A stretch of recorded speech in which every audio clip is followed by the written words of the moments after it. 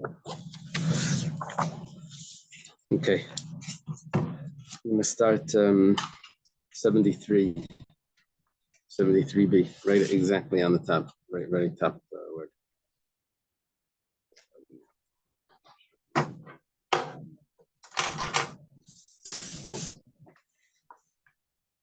Thank Hashem that we're able to learn Torah every day. It's of our learning, we should have a base of English. And we're learning from the Nishma Sahaba Golda Baspar Yamin and San Josef and Sian, and whoever needs to refresh Lema. Okay, so it starts like this. Rav Mari Bar Rachel is one of the sages. His mother's name was Rachel. His mother was Shmuel's daughter and was taken captive. She ended up marrying her captor. His name was Isser. He converted. She became pregnant before the conversion, so he would be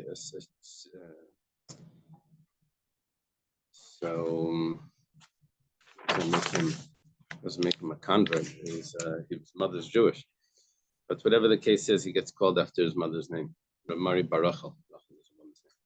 So this sage, Mashkanayu Nachri Besa, there was a non-Jew that owed him money, and there was a collateral that was given, which was his house. He gave the non-Jew gave Rav Mari Barachel his house as a collateral. It means Rav Mari Barachel is allowed to live in the house. We had a discussion before how that works with interest. But anyways, a non-Jew. So,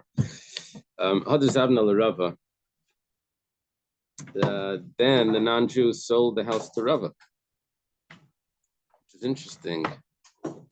That you can give a collateral and then sell the collateral to someone else, make money on it. Meanwhile, you didn't really pay the guy back. It sounds like some sort of some scam, right? Well, not that Tracy Archi Shata, Rav Mari, who was living in the house, not the owner of the house, he was just living there because it was a collateral. He waits 12 months. He takes the rent, and he brings it to Rava. And he says to him, the fact that I've been living in the house and I never brought you the rent until Rava's the new owner. I never brought you the rent until now. Because a collateral is a year. So the first year that was still finishing off the year, that I was supposed to be living in the house automatically. The fact that he sold it, that I still have the rights to it. If the original owner tried to get rid of me during that first year, wouldn't have been able to without paying me back. So you also couldn't have gotten me out the first year. But however, but now that you're the new owner, so here's the rental money. Only thing is, Rav Mari was never paid back. He never got his the loan back. Amarle, so Rabbi says to him, if I knew that this property was given to you as a collateral, I wouldn't have bought it. Probably because we learned before that he's considered the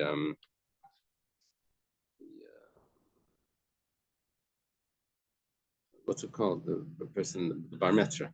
He's considered the bar metzia. The one that's living in it is considered the neighbor that gets to purchase it first. Oh. That's probably what it means. Anyway, or maybe it just means that I wouldn't have bought it because you were never paid back. I got mixed into a scam. Hashta, but now, kedinem of dinalach, we're going to rule this the way the non-Jews rule this because we're dealing with the non-Jew. If he doesn't pay you back the loan, then you don't pay the rent. And if that's the case, ananami, that I'm the purchaser, I also I'm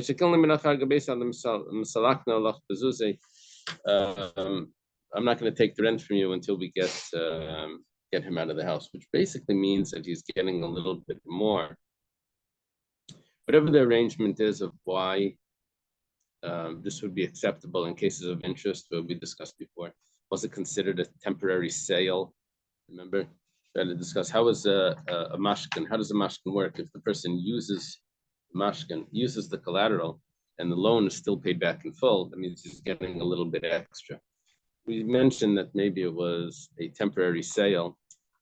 It was sold to him, and when it's his, he's allowed to use it. But what's going to happen over here is that it was sold to him for a year. Now he's getting to live there for free after the year, and because he didn't pay it back, or maybe not. Maybe it wouldn't be interest even by a Jew. So that's the ribbis. There's an issue of ribbis here, but it gets resolved depending on how it's determined. Okay. Amalei Rava mi Barnish Ravashi. This is a different Rava. I think the Gemara says that on the day that Rava died, Ravashi was born, so it's a different Rava over here. Amalei Rava mi Barnish Ravashi. Chazim Mar Rabbanon Kachli Rabisa. Take a look. The sages are consuming interest. Look at what they're doing. They're giving money for wine in Tishrei. That's when the wine is pressed. And the wine is ready in Tevis. They come in and take the wine. Now, not all the wine is good. So they get to choose which wine they want. Now, 1 second. If they would have taken the wine right away, then some of it could have spoiled. So the fact that they're getting to choose it later is a benefit to them because they get to choose which wine is good. Does it So work? Aged wine is more valuable than. Yeah, this isn't even aged wine. This is just it's like an original fermentation. But takes, that's worth that's better months. Quality. No, some of the wine goes sour. Some of them, not all the wine just even ferments. When so did he paid the grape owners for the wine, and he takes it when it's ready. Oh, he pays it immediately, and the problem is that it's interest because they're getting to hold the money. They're getting to hold the money 2-3 months earlier, and when they give him back his value, they're giving him not just the value, but giving him the wine that actually worked without the risk, giving it back to him without the risk. You know, you keep taking this logic. If we keep taking this along logically, there would be no such thing as even a loan with a mashka. Why? Because when someone loans money and takes collateral, he has a benefit. He's secure that he's going to get paid. But if he didn't give the loan, he also was secure that he's going to get paid. He had it in his pocket. How is the lender secure he's going to get paid? Because he never lent it. Oh, no. If he never lends it, so he's secure, he has it in his pocket. If he lends it, so he gets secure with the mashkin. Over here, this guy is buying wine. To him. And according to this way of reasoning, why isn't that a benefit like ribbis? That's what I'm asking. Oh, you're saying that the mashkin is more secure than if you would have had the money itself, if you would have had the cash. Is that what you're saying? Is that what you mean? No, I'm not saying that. I'm saying there's a benefit to a person taking collateral when he makes a loan. If there wasn't, people wouldn't ask for collateral. Yeah, but my question is there a benefit beyond if he never would have given the loan? Well, sure, he has use of the money. So if let's say Ruvain lends money to Shimon, let's say he doesn't, let's say he takes a collateral, okay? Now he's secure that he's going to get the money back. Right. Is he more secure on the money than if he never would have even lent the money in the first place? No, he'd be more secure if he'd never lent it in the first place. Okay.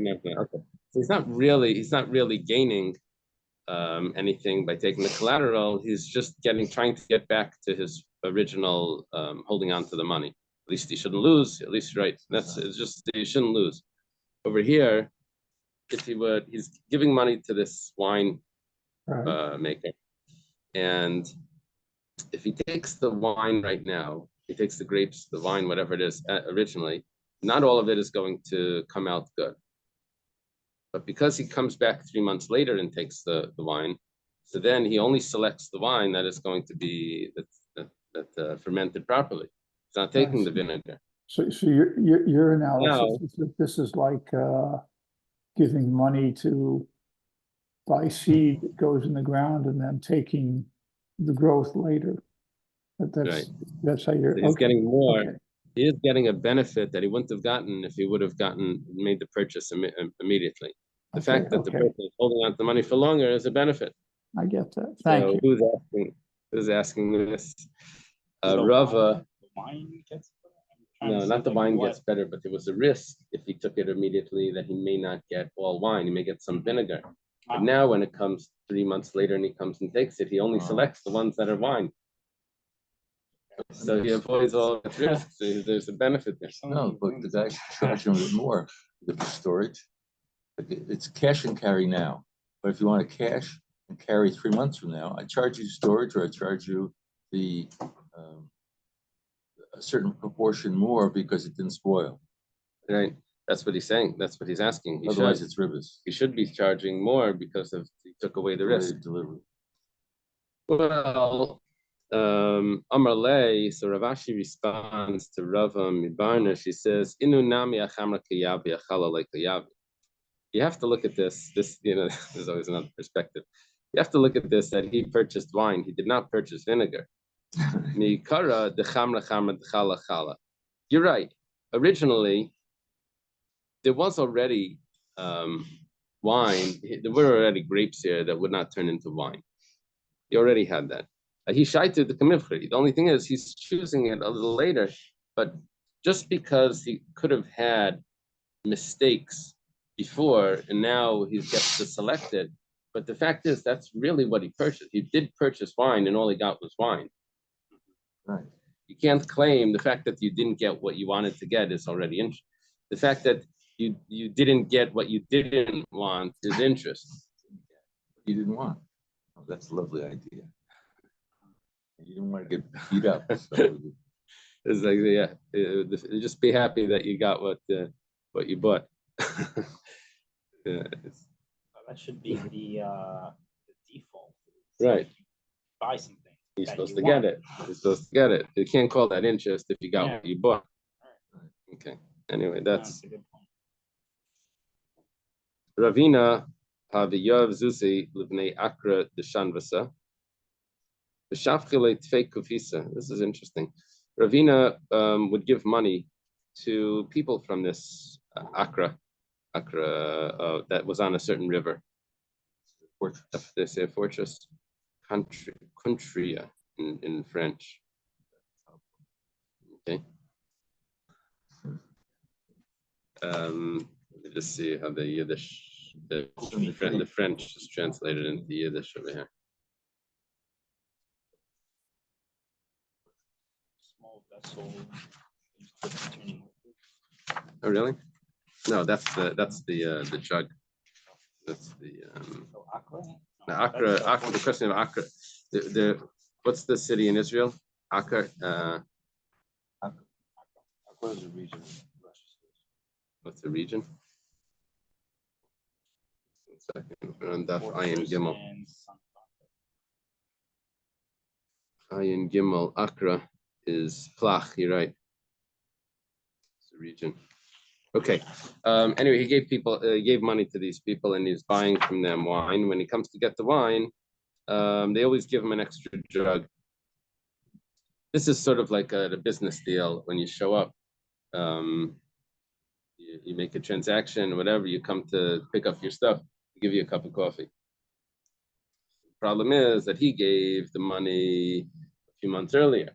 Comes to pick it up later, together with picking it up, they also give him some coffee. That might That's be not- factored into the whole thing. So the problem is that he purchased this. The only thing is that he sort of lent them the money, and then they give him his value plus a little thing. So they would give him a little jug of wine extra. That's for the service. That's like. Yeah, I'm so that's saying the it's answer. factored in. Amalei, so he says, Asalakami de Ravashi, comes to Ravashi, Amalei, Mishari, is this acceptable?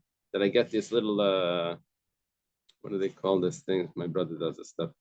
Um, um, Promotional items. I guess promotional items. You go there, they give you a pen and a tote bag, whatever. All you can eat bread. All you can eat bread. So Amalei in. He says yes. They're just doing this for they're Michael. This interest is also them being Michael. But over here, this is part of the relationship that they have with you. That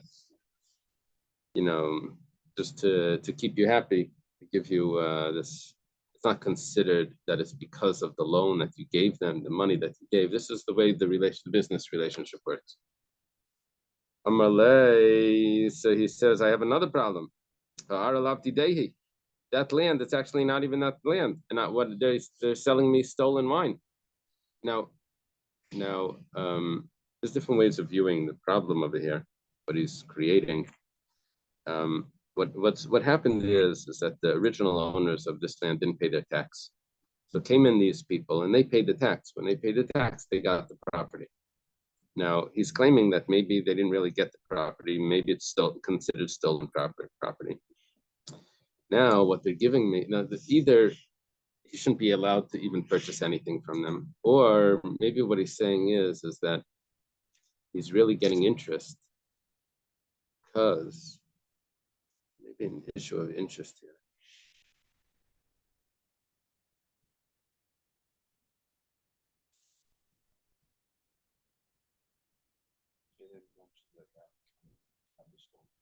Land can't be stolen, so therefore the produce is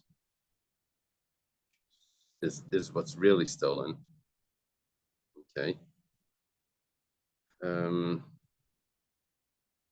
me see if there's a comment. There's a lot of stuff.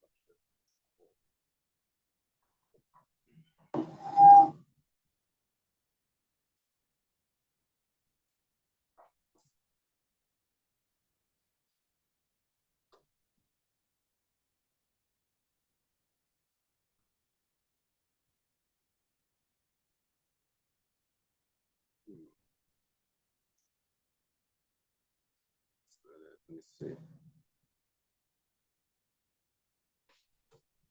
Is it permitted to do this? Okay. Ravina was concerned that perhaps they did not own the grapes and were therefore unable to forgo payment for the additional amount as it did not belong to them. Okay, so he's just asking a question on stealing.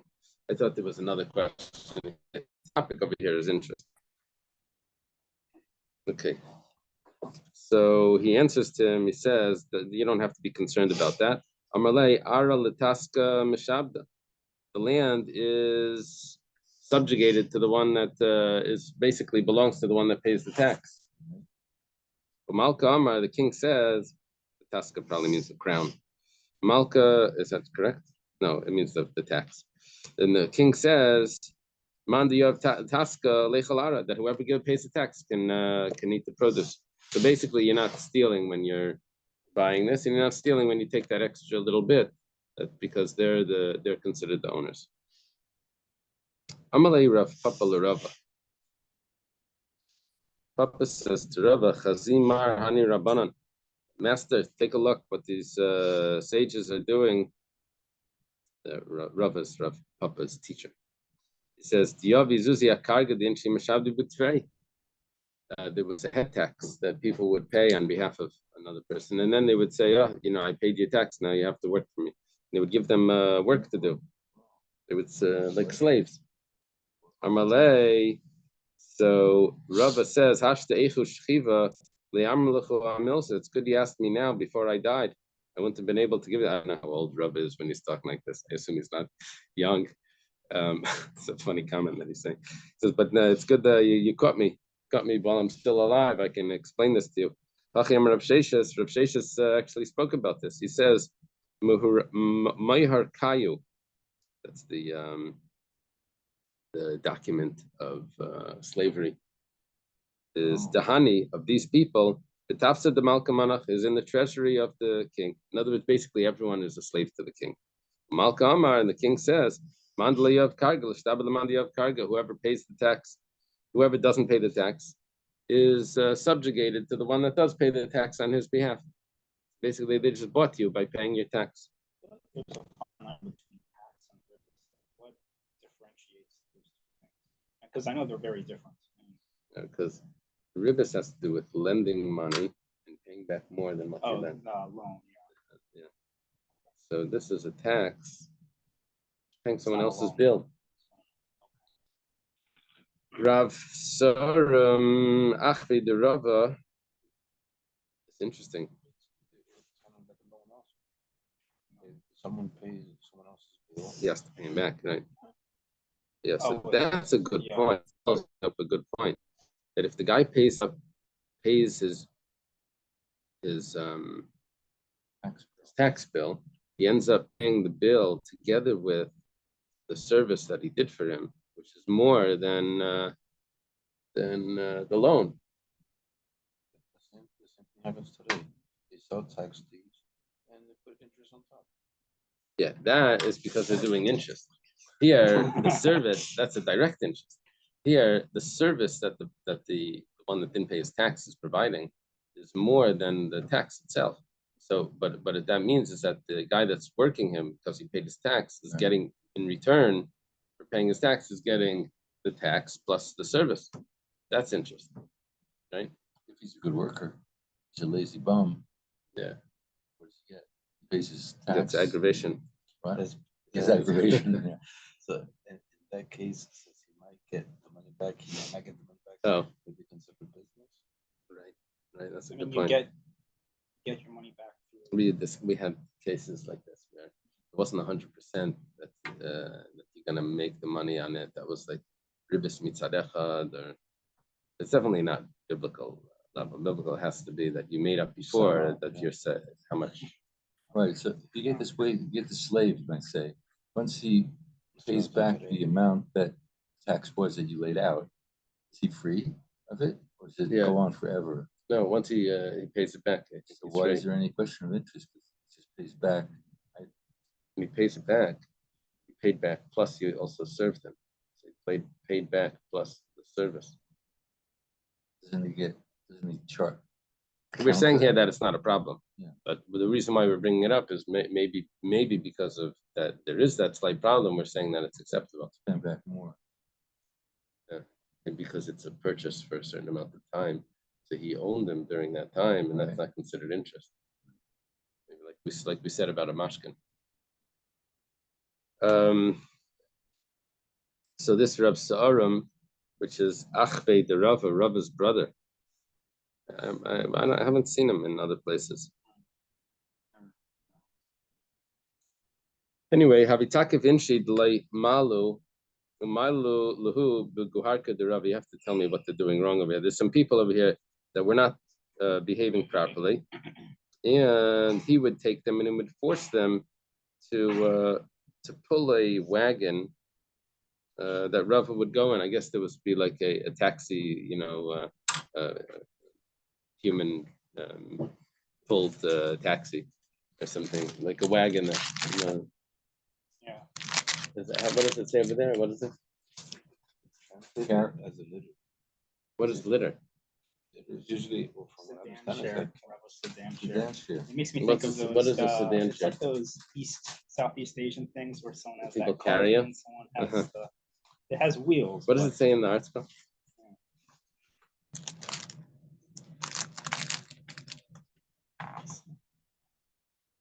Bring them to carry his brother Rava's litter.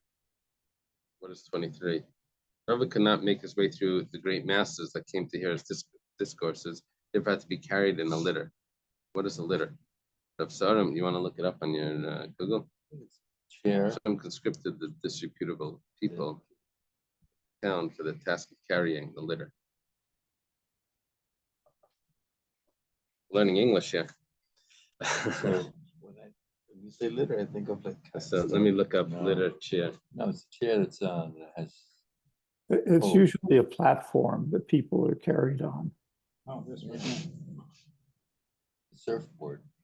Literature. Oh, yeah, they have a picture of it here. There you go. Let's see if you can see that. See the carrying. See that? Okay. So he would cause these people would have to carry. There's people that were not behaving properly, and they would get carried on a chair. He's saying it looks like the Aron. Amarle Rava tells him. Shaper Kavdas, you see, that note said that it was hard for Rava to get through the crowd, so they would carry him through. They said, Shaper Kavdas, you're doing well. The Tanina, because we learned tonight, looks like a Mishnah, but it's probably a Brisa. Risa, Shainanai Kashura, if you see someone that's not behaving properly, how do you know you're allowed to put him into servitude? Have to read that together. Really, there's supposed to be a comma there. It says the non-Jews they should serve you forever, but your brothers they should not serve you as a slave, right? They should have been before. But what he's saying, the non-Jews should serve you forever, and your brothers. Your brothers also should serve you. If you remove the comma, you can throw that back into the sentence. Maybe even if they behave properly, your brothers, the children of Israel, a man, his brothers should not work him as a slave. So it depends how they're behaving. Apparently, if someone is not behaving properly, you can make him into a slave. Amar Rav Chama, I'm not sure exactly what they're really doing wrong to deserve this, but it's not giving me that information. Amar Rav Chama, Hai Mandi of Zeus Lechavre Lemitz Lechamra, Pashav Lezavan Le Mishal Le Kedeka Ozel, a Parvisa de Zul Shafet. Zul Shafet. Let's say someone gives money to another person as like I guess it's an investment. He gives him money to go buy wine, and they're going to sell it. He's going to make money. You buy wine at the beginning, and then you sell it over time, and you make money. But the guy, however, didn't buy the wine. By then, the price goes up. Afterwards, the price goes up. The guy was negligent. The shliach. So what he's saying over here, Rav Chama is saying, is that he has to go to the market where the price is more expensive and buy wine. Buy the expensive wine at his loss.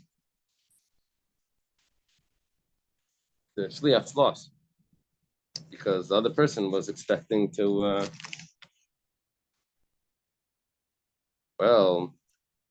Amar Meimar says, I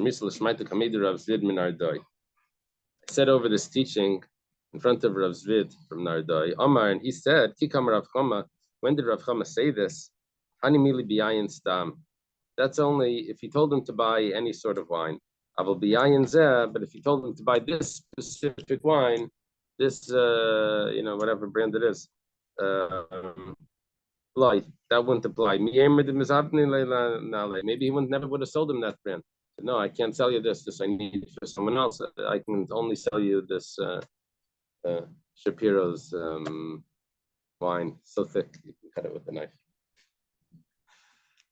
I only have some of that. Buy that stuff.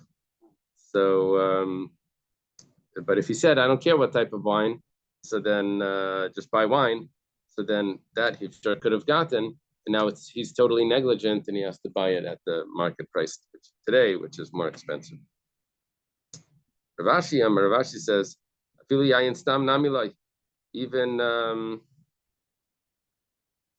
even if he says any wine, right, without any description of what type of wine. My timer, what's the reason? Namilai, also not. He also doesn't have to pay the price today. The reason is asmachta leikanya. Asmachta we use in different ways, but one of the ways that we use the term asmachta is that if you don't do this, you're going to get a penalty. And the person accepts it, but he doesn't. The reason why he accepts it is because he's expecting that he's not going to earn that penalty. He's expecting not to. So, which means he never really accepted on himself that he's going to have to pay more. Yeah. And we're saying, is that Asar? We say if asmachta lekanya, if the guy never really accepted that if I don't carry through, I'm going to have to now pay a penalty and pay more. This that he never accepted on himself. The problem is, Rav Ashi, according to Rav Ashi, that says that this is considered asmachta. We have a mishnah. There's a document when someone takes a field, it's a sharecropper. That means that he's going to work the field and he's going to supply grain back to the owner at a certain percentage. There's an owner of the field, and then there's a guy that's going to do the labor. The labor is going to take a percentage. He's going to supply the owner with the percentage. What happened was he decided that he's not going to work the field this year. He's going to take a vacation. So now the owner loses out. Here's some percentage. So in the contract it says that if I don't work the field, if I leave it fallow, then I'm going to pay some like large amount. All right, he's going to pay some large amount. So, but over there we say that it's not a smach. We say that he actually has to pay. We put it in the. My answer is Hassan biyadi. Over there, he had the choice to work the field or not to work the field. But over here, it's not in his choice. If the guy's going to sell him the wine, maybe he's going to go there. He's going to say, "I'm sorry, I'm not selling. I don't have the wine. I have other contracts. I have this." It's not up to him to. It's not fully in his control if he's going to be able to buy wine. And so therefore, if there's a penalty attached, he never really accepted that penalty because he knows that he's not in full control. If he's in full control, then in this penalty, he says, "Okay, no, I'm going to do it." Okay. If I don't do it, then I'll pay the penalty. And if I don't do it, I'll pay the penalty. But over here, he's relying on other people that are going to sell it to him, and that he doesn't have control over. So therefore, he's never really accepting the penalty. Amarava. Like a non-performance clause or something. Yeah.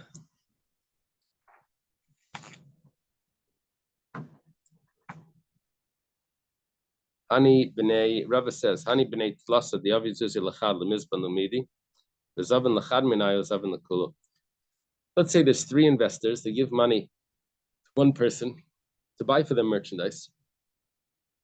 The guy goes, he buys merchandise, 1/3 of the amount that they gave him, and he says, "I only bought it for one of you, on one of you." This is going to turn into a fight. This is gonna end up in Besdin. So the rule is Zavan Lakulu. He actually bought 1/3 of the value, but he have to divide that 1/3 into thirds. Each of them own 1/3 of it. He can't claim that he only bought it for Reuven, Shimon, Levi gave money to Yehuda to go buy. And then Yehuda comes back and says, "I only bought it for Reuven because I only spent 1/3 of the money." You don't divide the 1/3. What you do is you divide that 1/3 of the money into thirds, and Reuven, Shimon, Levi are now our partners, just in 1/3 of their value, something like that, right? So, however, this is because all their money was held in one big account. They weren't. They didn't have each one in a separate wallet. However, but if each one was in a separate wallet, each one was held separately. Whoever's wallet was used, he's the one that his money was used. The one that wasn't used wasn't purchased with Leizavan, it didn't purchase. So it really could work out if they each gave separate envelopes, spend this money, spend that. It could be they only bought for one person. Amarav Papi Mishmei Rava. Papi says the name of Rava. Hai Situmta Kanya. Situmta is some sort of mark that would be put on an item that was already purchased. It says like a little sticker that says sold. Reason why they would do this is because while they were transporting to the house, they would want to make sure that no one buys this stuff while they're out, bringing one barrel at a time. So it says on it that it's sold. Lamai Hilchasa.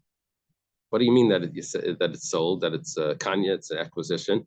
It's actually an acquisition.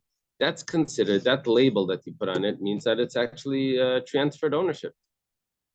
It's actually a kinyan, an acquisition. Rabbanan say, no, it's not actually transferred ownership. This is like when money is given and then the person wants to back out, he gets a certain curse. That the one that took retribution from the people of the flood and from the Dara Flaga is going to take retribution also from the person that backs out of his word.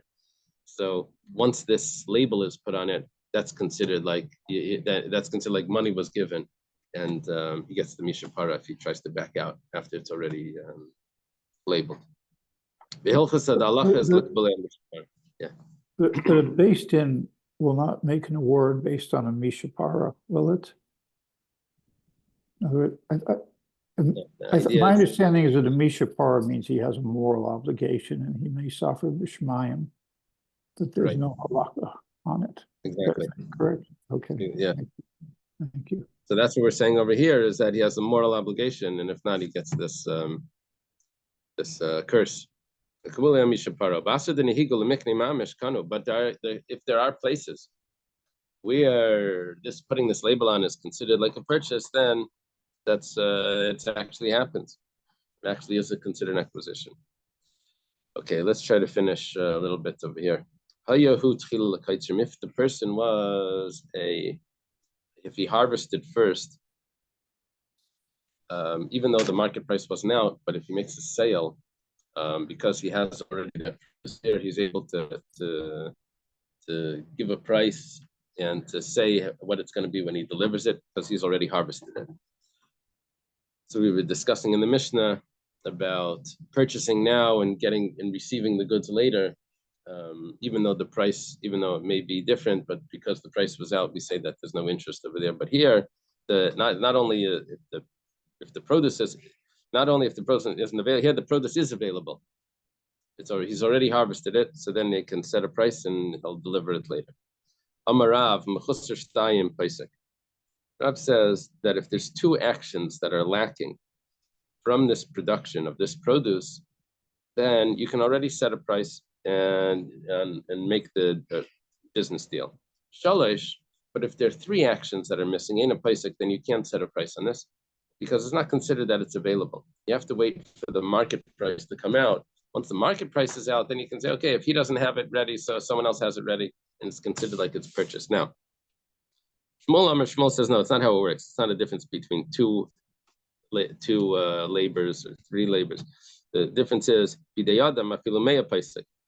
it's up to the person then to do that work, then it's considered like it's already available, and he just has to do it.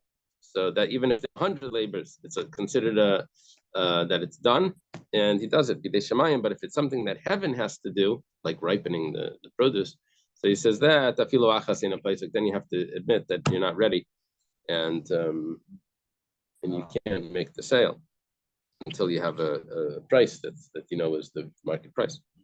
And it was taught in the Mishnah that you can set a price on the granary over here.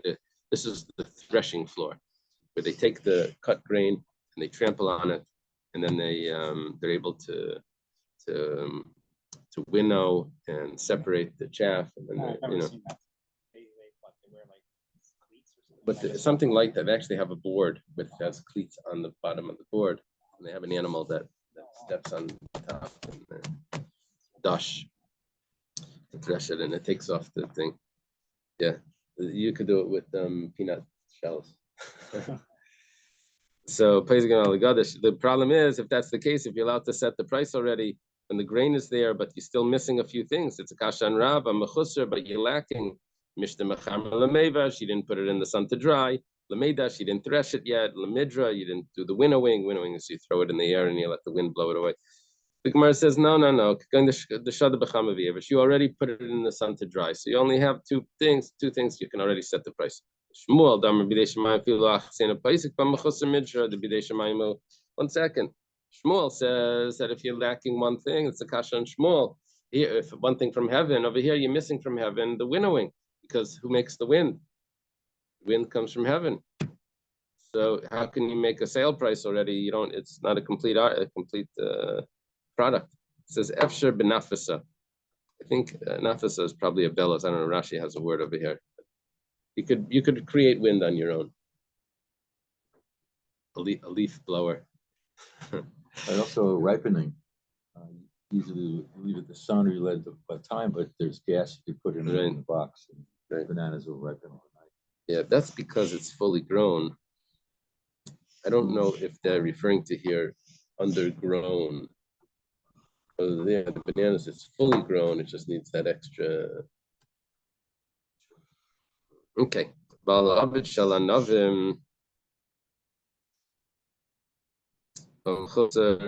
It says this is a basket or some sort of collection of the grapes.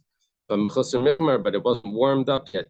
Apparently, they leave the grapes out a little bit to get warm, and then it starts to ferment already a little bit inside, and then they put it in the press, and then they v'yuli lebei matzart, and you have to bring it, and then you have to schlep it to the press, lemedash, and then you have to squish it, lemingad, and then you have to draw the wine out. You have to probably unplug it or something, bottle it, I guess, draw it out.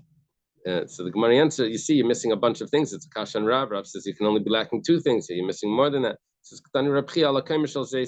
when we said avid shalanav, when we're talking about that it was already warmed up, it was already considered kaimer, which means it was warm. But you're still lacking three. There were over there were four. Three, you can only have two. It says the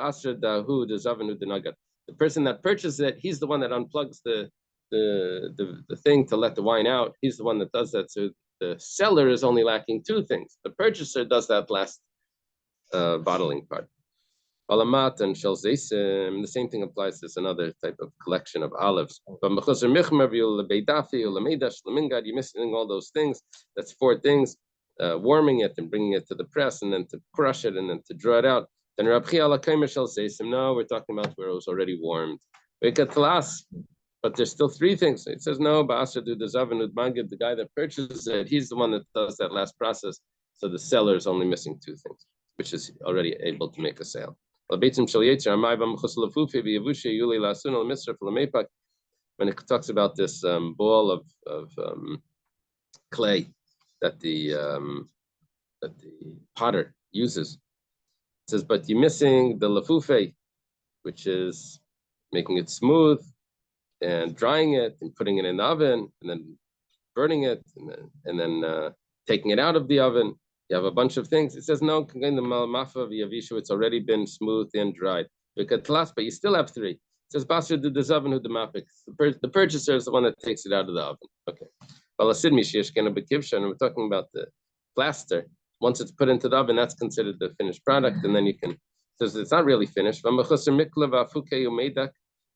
you're missing the also burning it and taking it out, and what is meidak? Grinding it. It says Basra, do the zavanu the dayek. The purchaser is the one that grinds it. Why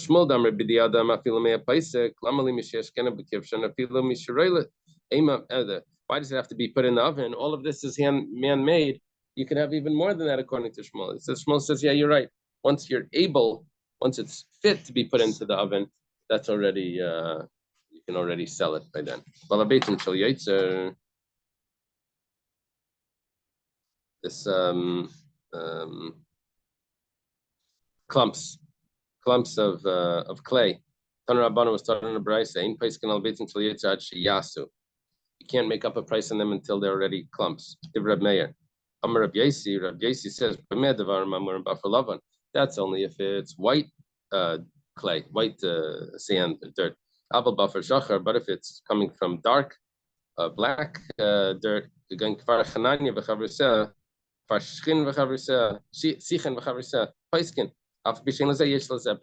the white clay wasn't so common, the black clay was very common, so you can make up a price on the black clay even though it's not ready yet, because you can buy that anywhere.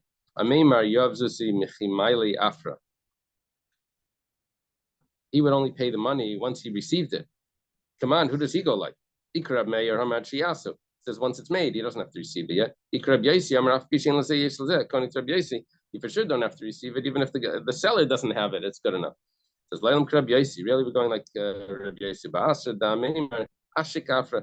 They didn't have a lot of dirt. Maili the Maili Afra Samchadai to be able to lose it. So if you lie, play Samchadai. Talking about a place where they didn't have a lot of clay, so only if he has it would he really be relying on that. Otherwise, otherwise he didn't really rely on that, and he can actually retract. and without getting a mishapara, because we didn't know if it was really going to arrive. Okay, let's leave it over here. Up there.